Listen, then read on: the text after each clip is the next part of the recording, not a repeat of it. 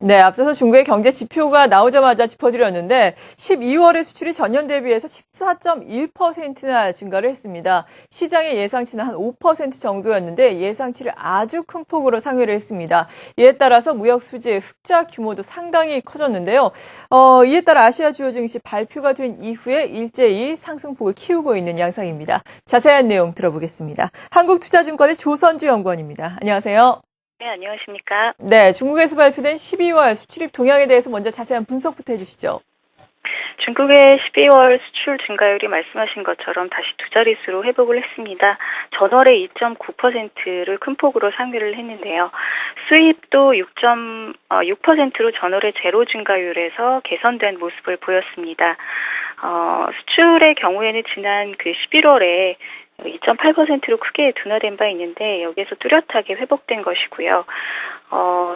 현재로서는 그 미국의 그 수출 수요 회복세가 좀 뚜렷하게 이번에 반영이 됐고 유럽발 기저 효과도 어느 정도 작용을 했던 것으로 보고 있습니다. 방향성은 지금 개선되는 쪽으로 보고 있는데 2월에 발표되는 1월의 수출 증가율도 지난해 1월이 증가였던 것을 감안을 한다면은 기저효과로 두 자릿수 증가율을 유지할 가능성이 있어 보입니다. 그러나 말씀드리고 싶은 거는 지금 전반적으로 중국의 수출 수요가 완전히 뚜렷하게 회복세로 접어들었다. 이렇게 앞으로 계속 두 자릿수 증가율을 유지할 것이라고는 좀 보기 어렵다고 판단을 하고 있고요. 지금 달러당 위안화 환율이 계속 사상 최저치로 떨어진 상태라서 수출 경쟁력이 지금 높지 않은 상황이고요. 그리고 유럽이나 그 일본발 수요 위축이 계속 진행이 되고 있기 때문에 중국 수출의 빠른 회복을 제한하고 있는 요인이라고 판단을 하고 있고 또 동남아를 비롯한 이머징 국가로의 수출 증가세도 이전에 비해서 상대적으로 둔화가 되면서 선진국의 그 수요 둔화를 완전히 상쇄하기는 어려운 상황이라고 지금 판단을 하고 있습니다. 수입도 지금 조금 반등을 하긴 했지만 계속 좀 한 자릿수를 유지를 하고 있는데 중국 정부 쪽에서도 12월 중순에 내수 확대를 위해서 780여 종 품목에 대해서 수입 관세를 인하하는 이러한 조치를 지금 계속해서 취하고 있는 것으로 보입니다.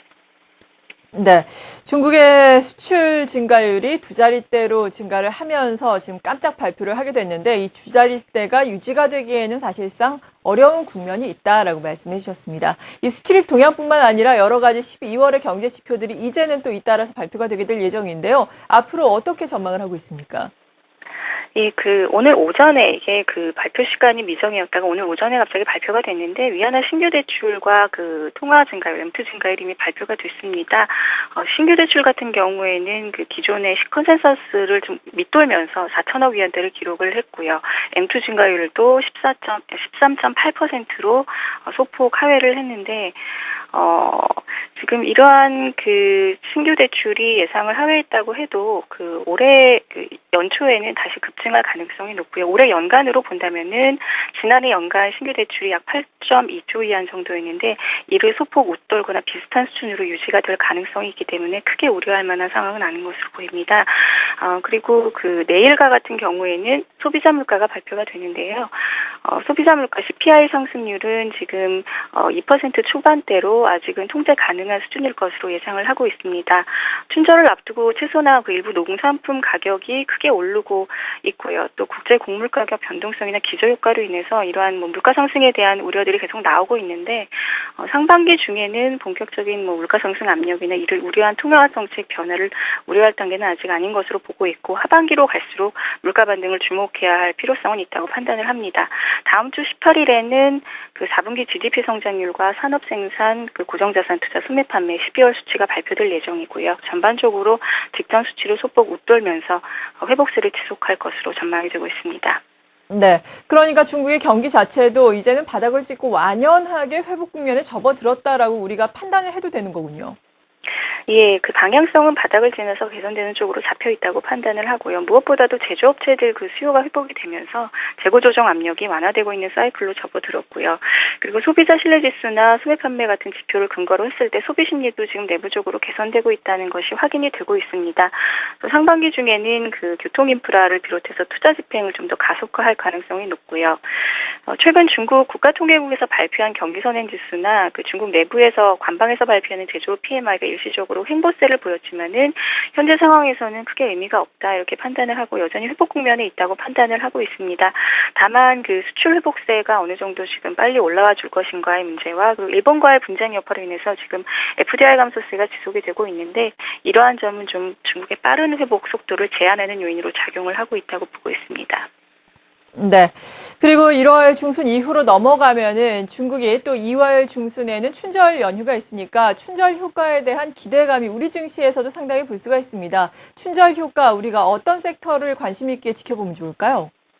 예, 매년 그랬듯이 그 춘절 앞두고 내수 소비 증가에 대한 기대는 여전히 부각될 가능성이 있고요. 새로 출범한 시진핑 정부가 소비 촉진 조치를 새롭게 내놓을 가능성은 있지만 현재로서는 지금 구체적으로 논의되고 있는 방안을 뚜렷하게 들 수가 없는 상황이기 때문에 지나친 기대를 갖기에는 조금 무리가 있다고 판단을 하고 있습니다. 다만 지금 통상적으로 춘절 전에 자금 수요 충족을 위해서 인민은행이 공개시장 조작을 통해서 자금을 공급하는데 최근에는 여갈피 발행 규모를 축소를 하면서 1월 중에 지준율 인하가 단행이 되는 게 아니냐 이러한 가능성이 다시 제기가 되고 있는데요. 충분히 가능성이 있다고 판단을 하고 있습니다. 이렇게 된다면은 춘절을 앞두고 그 호텔이나 카지노, 여행 관련 업종과 그리고 IT와 음식료, 화장품 같은 그런 업종들의 수혜가 가능할 것으로 보고 있습니다.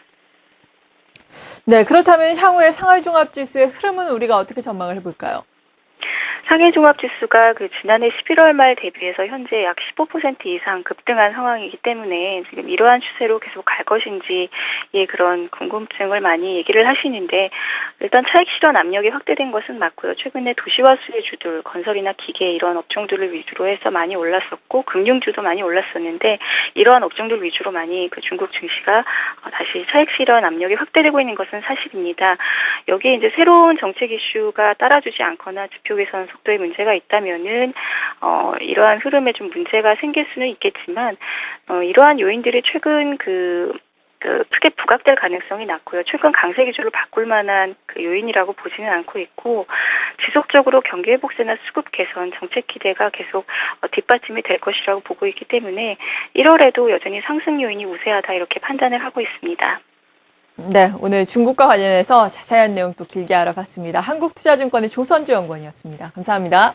네, 감사합니다.